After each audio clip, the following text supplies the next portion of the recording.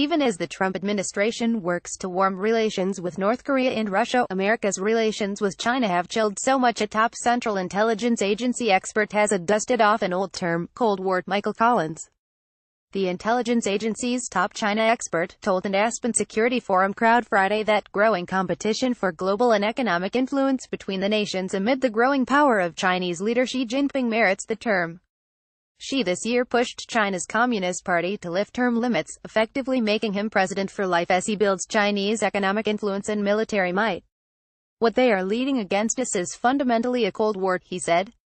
Much of the Security Forum, which kicked off Thursday night and runs through Saturday, has focused on President Donald Trump's overtures to Russia and North Korea and questions over whether Russian President Vladimir Putin is still seeking to interfere with American politics, after federal indictments charged his regime with meddling in the 2016 presidential campaign. But China's rise remains the top topic that keeps intelligence analysts and diplomats awake at night. With a globe-spanning trade empire, the planet's largest military force and a new blue water navy complete with a pair of aircraft carriers, China over the past 2 decades has gone from a third wheel in the Cold War to a superpower and main competitor to U.S. prestige and influence, say panelists at the annual forum sponsored by the Aspen Institute. At the end of the day, the Chinese fundamentally seek to replace the United States as the leading power of the world, Collins said. Acting Assistant Secretary of State for East Asian and Pacific Affairs, Susan Thornton, is also watching China with a wary eye, in noting they have also shown off the ability to meddle in regional politics in a manner similar to Russian campaigns in Europe. China is not just a footnote to what we're dealing with in Russia, she said. Key economic outreach campaigns are making the Chinese dragon as daunting as the Russian bear once was. China's Belt and Road Initiative seeks to connect it with markets in Asia, Europe, and Africa through rail and road infrastructure along with boosts to its maritime presence. China is also growing its Asian Infrastructure Investment Bank, footing the bill for international development projects and becoming a Beijing-based rival to the World Bank. Singapore's ambassador to the United States, Ashok Kumar Mirpuri, said China, with its central location on the planet's largest landmass, also has a real estate advantage in its push for global dominance. We have to live with China, Mirpuri said, noting that America is an ocean away. U.S. tensions with China have grown in recent months as President Trump has pushed tariffs topping $200 billion on Chinese goods. Friday, Trump accused China of manipulating the value of its currency to gain an unfair advantage in global trade. China, the European Union, and others have been manipulating their currencies and interest rates lower, while the U.S. is raising rates while the dollars get stronger and stronger with each passing day, taking away our big competitive edge, Trump said on Twitter. Collins, the CIA expert, worries whether the U.S.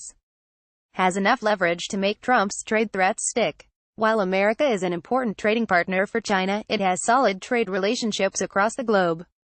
Trade with the United States is not that significant in terms of their economic well-being, he said. With nearly 1.4 billion residents and a growing middle class, Chinese businesses have easy access to an internal market that's the world's largest. He cautioned that China's Xi likely is unwilling to cut Trump a deal that would impact that nation's growing international status. I think they're probably scratching their heads figuring out what the next move may be, he said.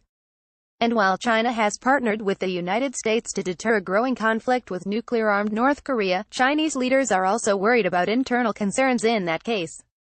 Thornton said she wants to avoid a war on the Korean Peninsula, but also wants to see U.S. influence over key allies in Asia like South Korea and Japan decline. In both those nations, America has military bases and long-standing defense agreements that are geared toward deterring Chinese aggression. China now is working to match the Pentagon's military power, with Air Force and Navy building programs that have turned toward the technological quality of weaponry rather than the old Chinese standard that relied on massive quantities of cheap, low-tech weapons. Marcel Lettre, who served as the Pentagon's intelligence chief under the Obama administration, said upgrading Chinese military forces is a massive piece of work. It's a useful reminder to understand the modernization is taking place on a large baseline of a military, he said.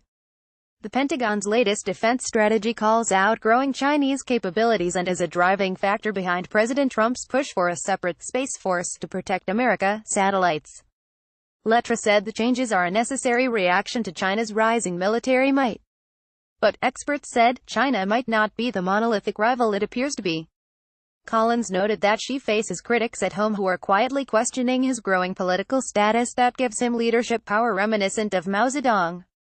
There are pockets of criticism and concern on him for what he's done in leadership and questions about the direction he's set, Collins said. Thornton described the Xi regime as one that is powerful, but brittle, making it vulnerable to internal changes among the Chinese population. I think the Chinese government and Communist Party has a legitimacy problem, she said. Thornton said the United States needs to build closer bonds with its traditional allies and boost its global outreach to keep pace with China's rise. But America, with its international economic reach backed by an open society with democratic institutions and a long list of global friends, has an advantage, she said.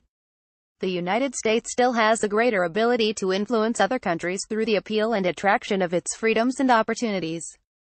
Our soft power is incredibly more powerful than Chinese soft power, she said. Copyright 2018 The Gazette, Colorado Springs, Colo. Distributed by Tribune Content Agency, LLC. Watch next.